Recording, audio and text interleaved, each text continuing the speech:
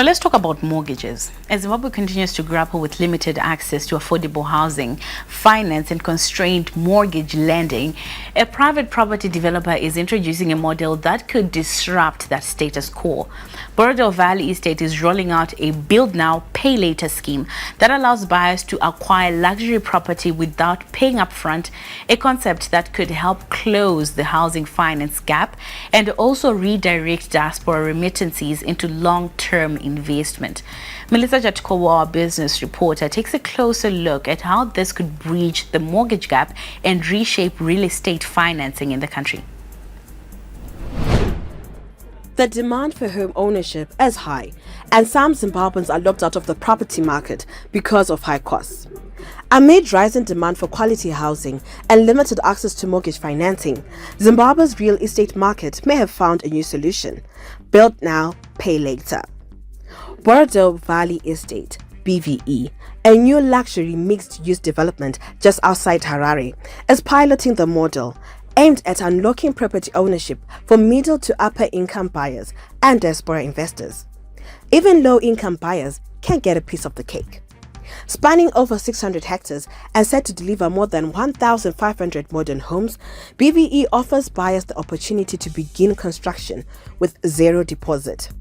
Payments are spread over a 36-month period. BVE Group Chief Executive Munyaradzi Majoni says the model is designed to ease barriers in home ownership. Our model, the build now, pay later, is the first of its kind in Zimbabwe, right?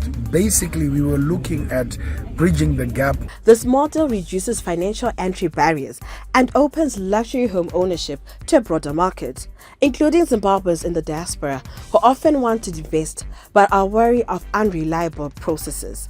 This model could be a game changer, not just for the real estate, but for the broader economy by unlocking Zimbabwe's growing diaspora remittances flow, which is one of the top sources of foreign currency for the country. The banks themselves and other people can actually come and invest at BVE because they can then build the mortgage industry by owning real estate, which they can offer longer term periods to pay.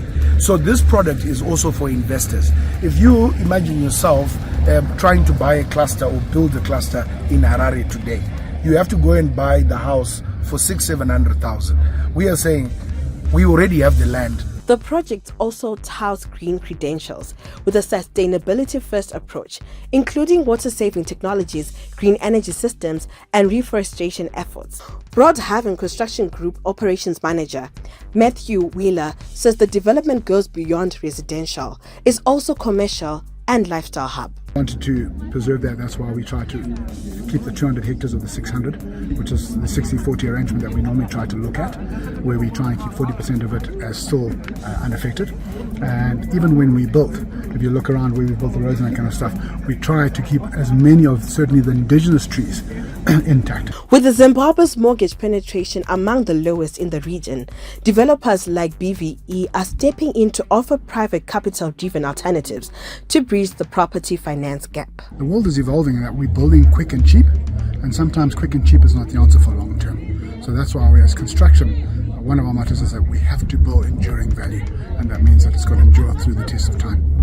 With no upfront capital required, integrated infrastructure, and a clear construction plan, the Borodale Valley Estate model could shift how Zimbabwe's property market operates, offering a private sector-led response to structural housing challenges.